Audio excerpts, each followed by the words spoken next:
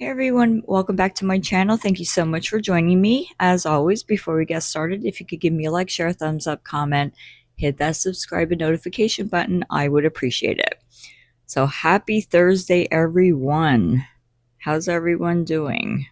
We're almost to the end of the week. Almost. So we're going to go right into the Lindsay Clancy trial, and we are on day 16. That was yesterday. Overnight, the recap went up. So that is where we're going to start this morning. And it looks like there is a little bit of stuff and reading that we have to do. So we'll get right into it. So there was a defense witness that was already on the stand, and they are doing redirect parts 1 and 2. So the first witness, defense witness, psychiatric expert, and this is the redirect parts 1, 2. November 29th, 2022, nurse practitioner gelada visit. Symptoms: unstable mood, depression, disassociation, flattened affect, derealization. Living in Duxbury with husband and 3 children. Husband working for Microsoft from home office. December 2nd, 2022, at South Shore Perinatal Clinic. Worsening condition.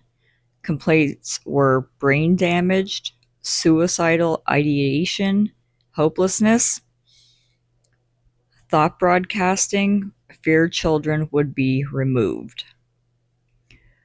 Early December, intrusive thoughts. Quote unquote, bad and intrusive thoughts, not her own. Content: kill herself, brain damaged, never get better, and persistent. The December 4th suicide hotline. The hotline declined intervention because she had no plan. Second call was mid-December. Again, no help. Mid-December, psychosis and paranoia. Paranoid psychosis, increased depression, fear of DCF and police, no prior police involvement. And I'm going to jump in here for a second. I think that's why, and this is just my opinion, but I think that's why a lot of women are afraid to seek help. They're afraid that children and youth are going to come in and take their kids away from them.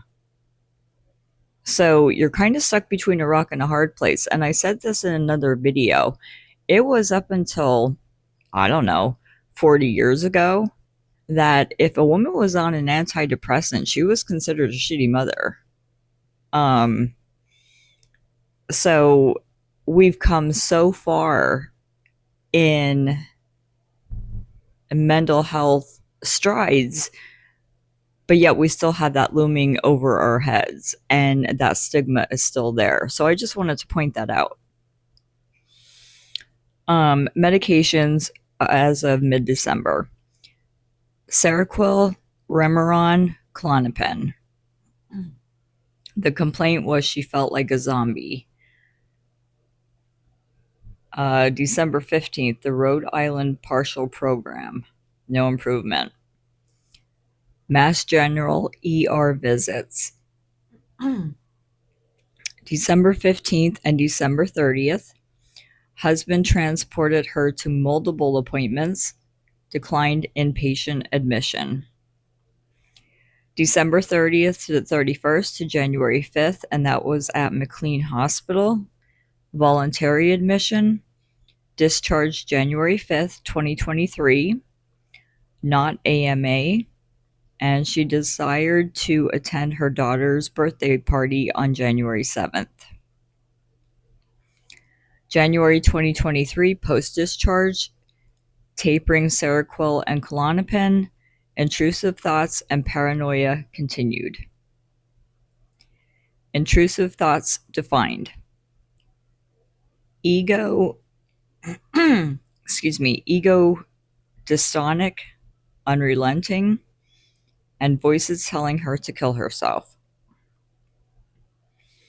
And then there was a citation. They were saying that she said they don't stop, and they were getting worse, and they were telling her to kill herself. January 24th, 2023, at the pediatric appointment, she drove her daughter to the pediatrician. Experts state psychotic individuals can perform familiar tasks.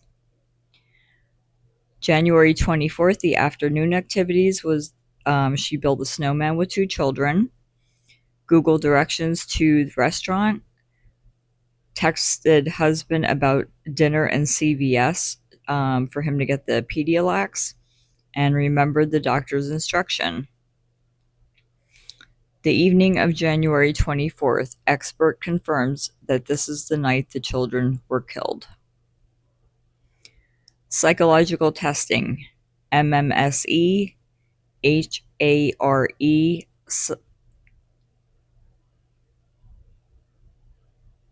psychopath checklist.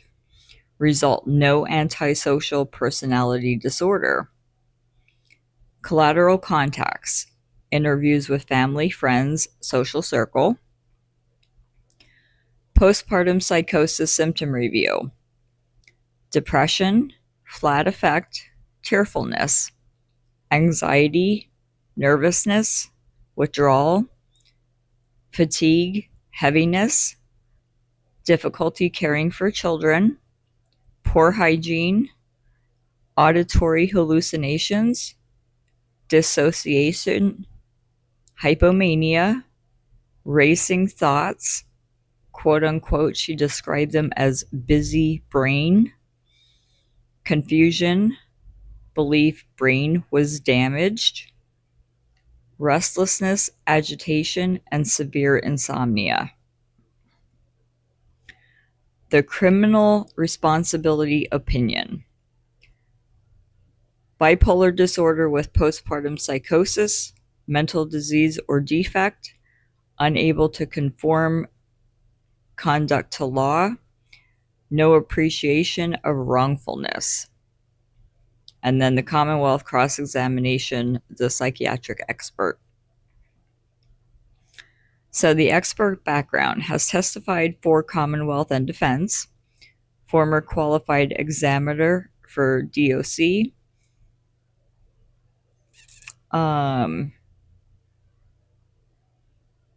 paid $340,000 to $300,000 by CPCS, long-standing relationship with Attorney Reddington. And let's not forget that Attorney Reddington is Lindsay's lawyer. Professional scope: clinical psychologist, not prescriber, not a forensic psychiatrist, familiar with ABA and APA forensic guidelines, agrees evaluators must be impartial. So the case timeline involves since February 4th, 2023, multiple reports. July 25th, 2025 update, and June 2026 evaluation. July 2025 was medication stabilized, Hope transferred to Worcester Recovery, still at Tewksbury now, and that was in July of 2025.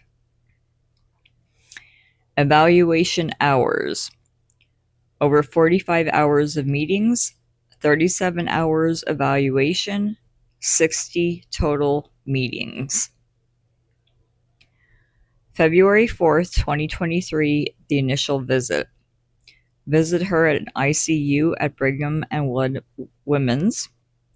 She had been extubated January 28th.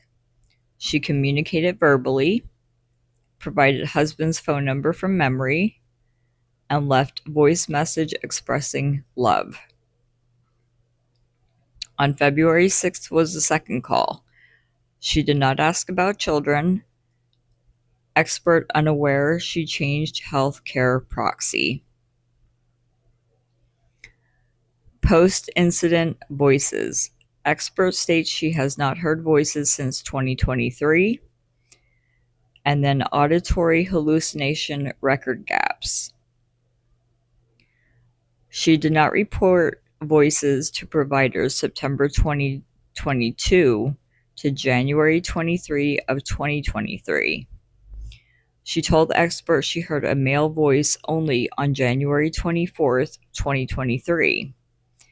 Prior intrusive thoughts, no identified voice. Medication clarifications. Klonopin last taken November 27, 2022 per journal. Expert confabulated trazodone versus Zoloft. Nursing school meds. She was on Prozac, Wellbutrin, and propranolol. December 15th versus December 20th. December 15th was Mass General ER, and December 20th she was at Women and Infants program. Record review. Experts skimmed 7,001 pages of Tewksbury records, not all read. Tewksbury Hospital observations from 2023 to 2026. Commonwealth reads multiple entries. Wheelchair use, phone use, visit with parents, ADLS, groups, and no SIB. Expert does not dispute accuracy. Confirmation bias discussion. Expert acknowledges risks, must avoid clinging to early diagnosis. Therapeutic versus forensic role conflict. APA warns against dual roles. Expert wrote letter referring defendant as quote-unquote my patient. Expert appeared at arraignments with defense. Expert appeared in February 8, 2023 news conference.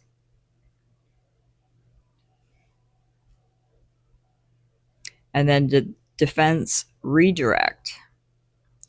Expert states he spent 35 hours evaluating only one other defendant, only one other defendant he cares deeply for, no other press conferences, suicidal ideation at Tewksbury requires constant one-to-one monitoring.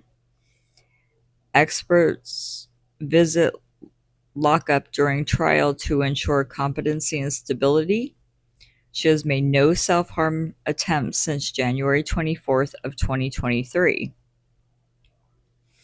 Then the Commonwealth Cross, and then the final questions.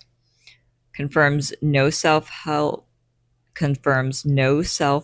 attempts in 3 years, and then no further questions. So then they had midday recess, and then the next one up from the defense was Emily Thorndike.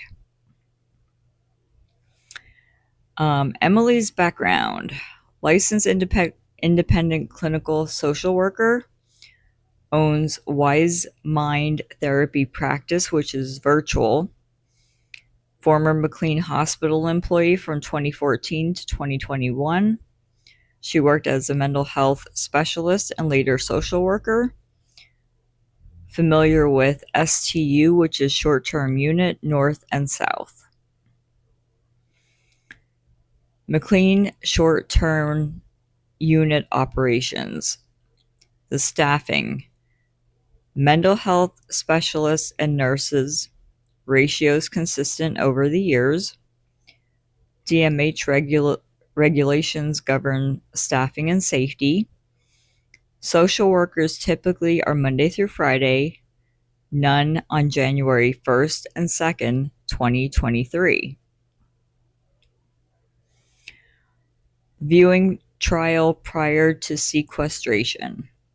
She watched the live stream up until instructed to stop and she did see Patrick's testimony. And then her TikTok video. She posted emotional TikTok video reacting to perceived misleading portrayals of STU services. She clarified, weekend holiday doctor visits were brief, about a minute long. One doctor covers an entire unit. No individual therapy on weekends or holidays.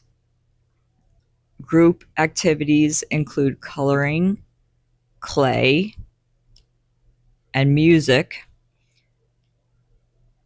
Felt testimony overstated available care. That's not good. Defense contact. Private investigator contacted her after TikTok. She agreed to speak with the judge. Staffing consistency. No significant change between her 2021 departure and defendant's 2022 admission. And then the Commonwealth confirmed she watched trial up until sequestered. Confirmed she did not review nurse-patient interaction records. Confirms she cannot speak to specific content of Lindsay's interactions.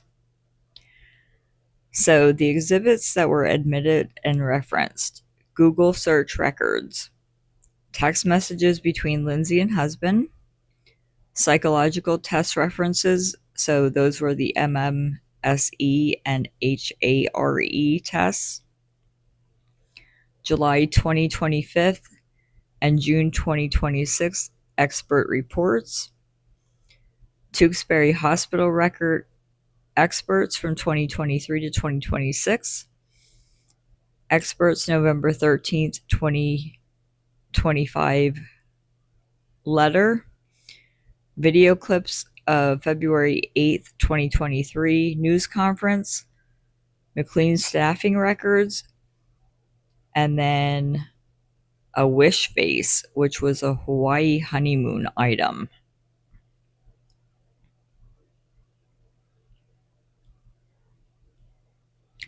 So that is what happened yesterday, and we will continue with that today. I wanted just to get on and make this really quick that we can kind of get caught up. Again, I do want to put the trigger warning out there for anybody who needs it or is overwhelmed. Step away. It's a lot, and it's a lot to handle. It's a lot to grasp, and it's a very emotional case. So again, if definitely a trigger warning, and if you need to for your own mental health, please step away and take care of you always. All right, guys, we will talk later, and I will have today's up either later tonight or early tomorrow morning. All right, have a great day. Bye.